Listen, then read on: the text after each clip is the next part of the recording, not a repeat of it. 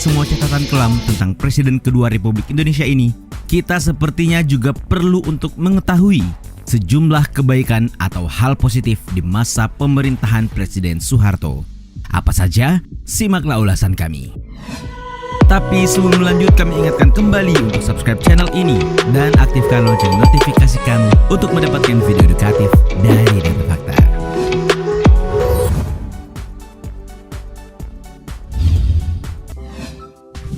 Swasembada beras.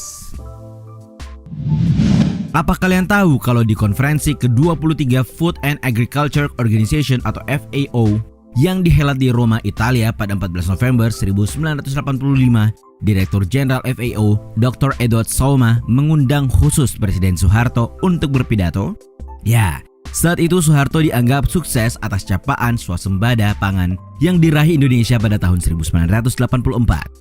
Tidak cuma itu, hebatnya dalam agenda tersebut, Soeharto atas nama rakyat Indonesia juga menyerahkan bantuan berupa 100.000 ton padi untuk korban kelaparan di sejumlah negara Afrika.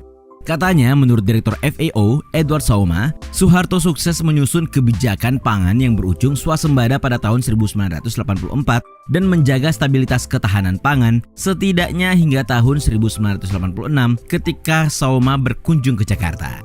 Karena itu, saat datang ke Jakarta, Salma atas nama FAO menyerahkan penghargaan berupa medali emas dengan gambar timbul Pak Harto di satu sisi dan gambar petani sedang menanam padi beserta tulisan From Rice Importer to Self-Sufficiency di sisi keping yang lain.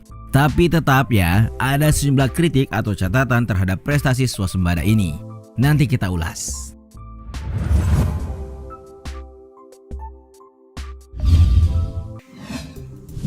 Program KB. Baby boomers dan generasi sebelum Z mungkin masih ingat dengan jargon 2 anak cukup ya. Coba sebutkan ini jargonnya siapa? Ya benar, inilah jargon Badan Kependudukan dan Keluarga Berencana Nasional atau BKKBN.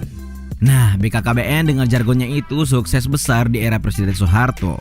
Kepala BKKBN Fasli Jalal pada 19 Juli 2014 bersumber dari laman finance.detik.com menyebut data statistik BKKBN memperlihatkan kesuksesan Soeharto menjalankan program KB sejak tahun 1980.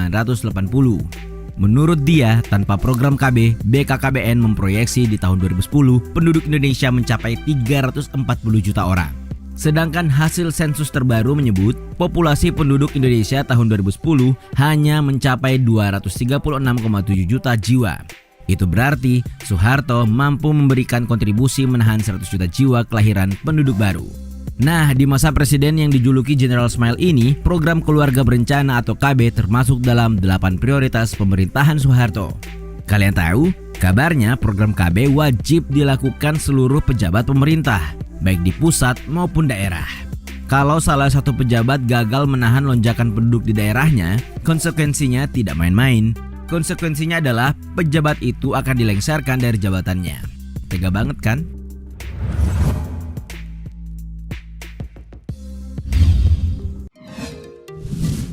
Pembagian susu. Kids zaman old, ayo ngacung. Nah, apa yang kalian ingat dari masa sekolah kalian selain berbaris depan kelas untuk bersakuku dan menghafal 36 butir pengamalan Pancasila? Bagaimana dengan meminum susu kotak pembagian guru kalian? Masih ingatkah? Ya, di era Orde Baru, era tahun 80-an hingga 90-an, para pelajar SD dan SMP masih bisa merasakan minum susu yang diberikan secara gratis oleh pihak sekolah. Pembagian susu ini ada yang 1 bulan sekali, 2 bulan sekali, dan ada juga yang per 3 bulan sekali. Ya, presiden yang disebut-sebut sebagai bapak pembangunan ini katanya memang cukup concern dengan gizi dan kesehatan anak-anak negeri ini. Tidak cuma bagi-bagi susu, Soeharto juga mencanangkan program dan menggiatkan senam kesegaran jasmani. Ya, SKJ. Apa kalian masih ingat bagaimana kaset, musik, suara instruktur, dan gerakannya? Nostalgia sekali kan?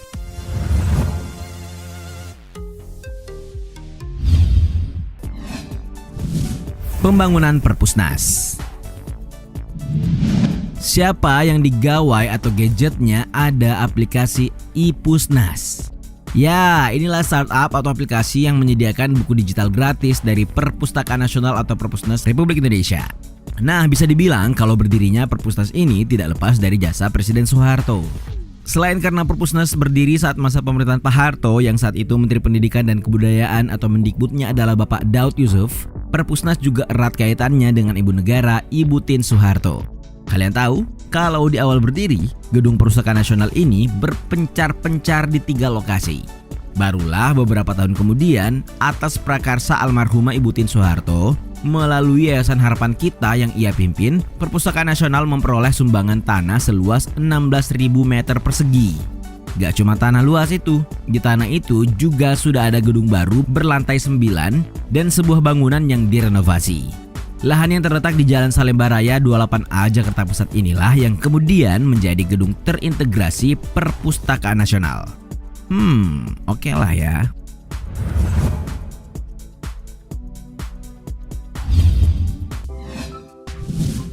Sekolah Inpres.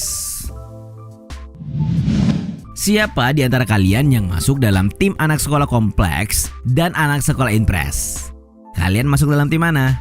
Anak 80-an dan 90-an ini pasti ingat ya dengan dikotomi tersebut. Ya, tapi kalian tahu tidak sebenarnya bagaimana sekolah Inpres itu? Ternyata sekolah Inpres atau instruksi presiden ini merupakan wujud upaya peningkatan kualitas pendidikan dasar era Soeharto dengan keluarnya instruksi presiden nomor 10 tahun 1973 tentang program bantuan pembangunan gedung SD. Katanya tujuan penerbitan kebijakan ini adalah untuk memperluas kesempatan belajar bagi anak-anak negeri, terutama di pedesaan dan bagi daerah perkotaan yang penduduknya berpenghasilan rendah. Kabarnya tahap pertama program SD Inpres ini berhasil membangun 6.000 gedung SD. Pada periode 1982 sampai 1983, 22.600 gedung SD baru sudah berdiri.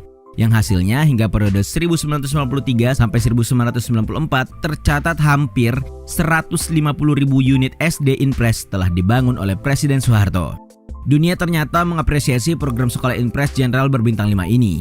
Nyatanya pada tahun 1984, program SD Inpresnya Pak Harto mendapatkan penghargaan Avicenna Award dari UNESCO.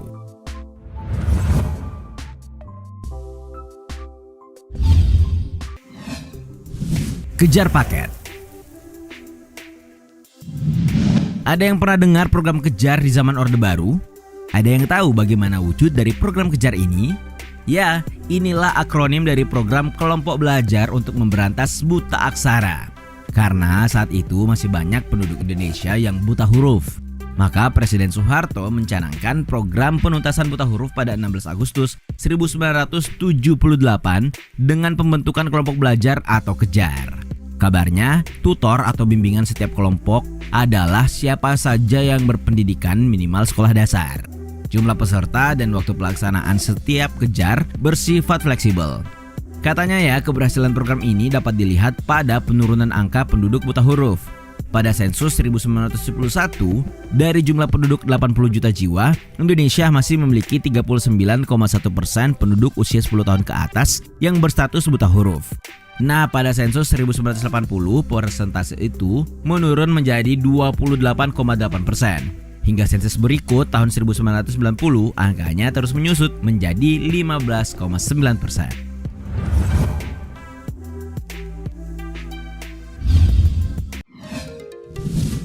Buku Balai Pustaka.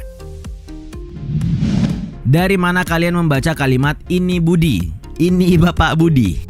Ya, kalian membaca kalimat legend ini di buku teks terbitan Balai Pustaka yang setiap sekolah memilikinya dan dibagikan ke seluruh siswa saat pelajaran dimulai. Ya kan? Kalimat "ini Budi" ditulis dalam buku yang disusun oleh Siti Rahmani Rauf. Ini berkaitan erat dengan program wajib belajar atau wajar yang digalakkan oleh Presiden Soeharto dan Mendikbudnya saat itu Nugroho Noto Susanto pada 2 Mei 1984. Siapa di antara kalian yang masih ingat rupa dan bau khas lemari buku teks terbitan Balai Pustaka yang dibagikan di kelas sebelum mulai pelajaran ini? Hayo angkat tangan. Itulah tadi sejumlah kebaikan di era Presiden Soeharto. Bagaimana? Apa di antara kalian ada yang rindu Soeharto? Terima kasih sudah menonton. Jangan lupa like dan share.